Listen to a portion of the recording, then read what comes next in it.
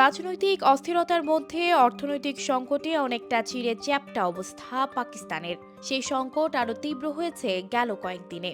পাগলা ঘোড়ার মতো ছুটছে মূল্যস্ফীতি, পাল্লা দিয়ে বাড়ছে নিত্য প্রয়োজনীয় দ্রব্যের দাম।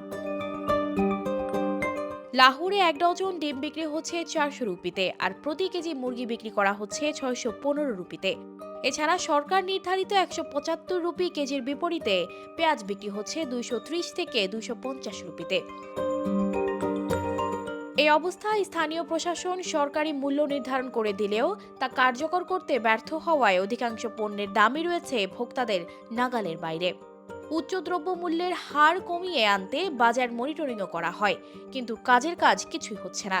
এমনকি বাজারের স্থিতিশীলতা নিশ্চিত করে মজুত ও মুনাফা বৃদ্ধি ঠেকাতে কঠোর নির্দেশনাও দিয়েছিল দেশটির সরকার।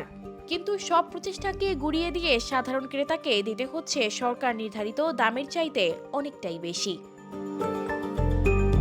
সম্প্রতি বিশ্বব্যাংকের একটি প্রতিবেদনে বলা হয়েছে, পাকিস্তানের অর্থনৈতিক উন্নয়ন অভিজাত শ্রেণীর মধ্যেই সীমাবদ্ধ। ফলে অর্থনৈতিক সংকটের পরিপ্রেক্ষিতে দেশটি তার সমপর্যায়ের দেশগুলোর থেকে পিছিয়ে রয়েছে। অর্থনৈতিক বিশ্লেষকরা বলছেন, দেশটির বর্তমান অর্থনৈতিক মডেল অকার্যকর হয়ে পড়ায় টেকসই অর্থনৈতিক উন্নয়ন ব্যাহত হচ্ছে। সানজিদা রহমান, প্রবাস খবর।